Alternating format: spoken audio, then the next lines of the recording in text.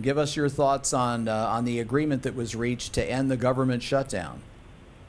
Well, I think it's high time. I think that it was absolutely ridiculous situation that we were in to begin with, because we passed in the House a great bill that would keep the government open and fund a lot of very necessary programs, including disaster relief for our district. And the Democrats did not disagree. They agreed with everything in the bill, and yet they voted against it in the U.S. Senate. So they closed this down, and I think that they realized they overreached, and I think that they blinked, and several of their own members, I think, had very bad misgivings, and I think that Mr. Schumer decided he was going to do something a little bit different, and this is where we are now, and I'm very glad of it. Now, they had said that their concern was immigration reform. Your thoughts on that? Well, my thoughts are that immigration reform has nothing to do with keeping the government open. It was a totally ungermane issue. It had nothing to do with keeping the government open and funding the government. And, I'll tell you, my constituents did not elect me to go give amnesty to illegal aliens. And that has nothing to do with what we were talking about there. We've tried repeatedly. And, once we give amnesty to illegal aliens, it just encourages more illegal immigration. And what we're saying is we want to address the DACA issue. We certainly do. It doesn't even expire until March. So this was not the time to be doing it, and that's what we kept telling the Democrats. That's why we called it the Schumer shutdown to begin with. But we must have secure borders. We must have E-Verify. We got to have a wall. We want to end the visa lottery. We want more border agents and ICE agents, and we want to end this chain migration business, which many terrorists are using to get in. So that we've got to have secure borders, Scott. That's the number one thing. This is one of the reasons I was elected, and so now we will address that next month.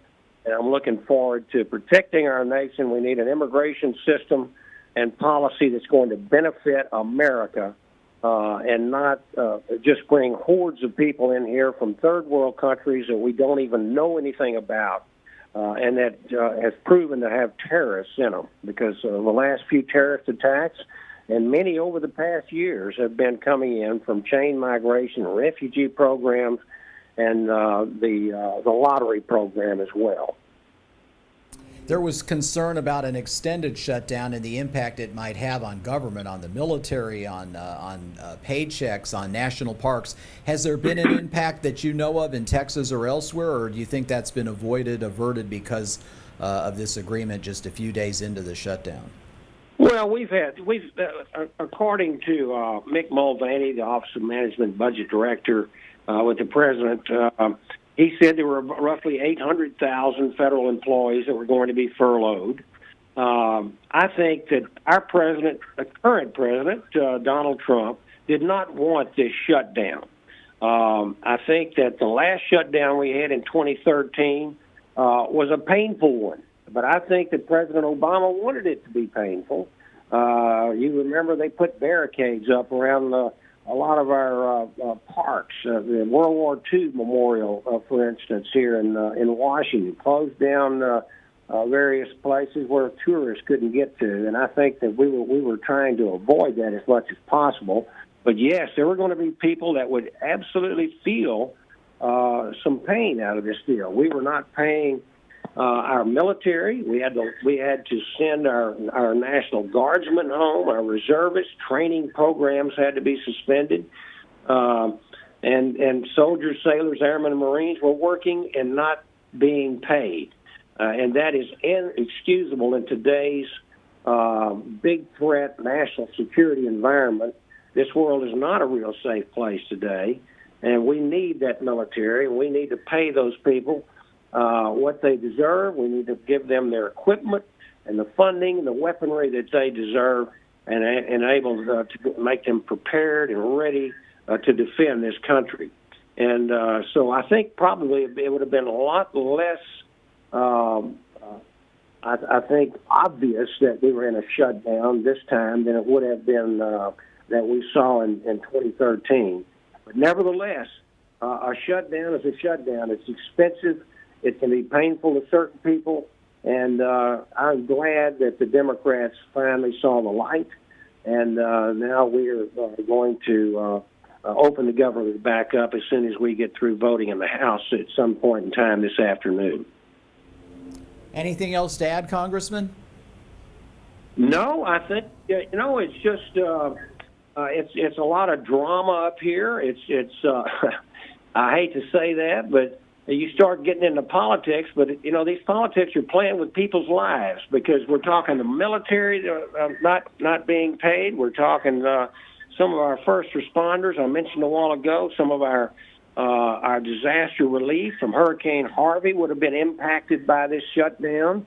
And the Children's CHIP Fund, there's 9 million low to middle income children on this CHIP program that would have been harmed by this. And that's what I said earlier. The Democrats did not disagree with what was in the bill. They simply were trying to make a point and bring up amnesty for illegal aliens and know that they could shut our government down because of a rule, a really ridiculous rule in the Senate called the filibuster rule, and where you have to have 60 votes to be able to vote on something. We don't have 60 Republicans. All we've got is 51. So we need 9 Democrats, and in order to get things done over there. And I think they miscalculated. I think Mr. Schumer decided that this was not going in the direction he anticipated, and quite frankly, I think he thought twice about it and realized that he'd made a mistake. So we're going to open the government up. I'm sorry that it all happened. I think we absolutely did the right thing. We can't pass on something that's not even related to keeping the government open to appease the other side of the aisle, the Democrats, and vote for something like amnesty for illegal aliens, just so we can keep the government open. It sets a terrible, terrible precedent, and I'm glad that it's going to have a happier ending. But let me say this one other thing, Scott. This is no way to run government of the largest country, the most powerful nation on earth. This is a terrible way to fund our government with these continuing resolutions. The House of Representatives passed 12 appropriations bills this past year.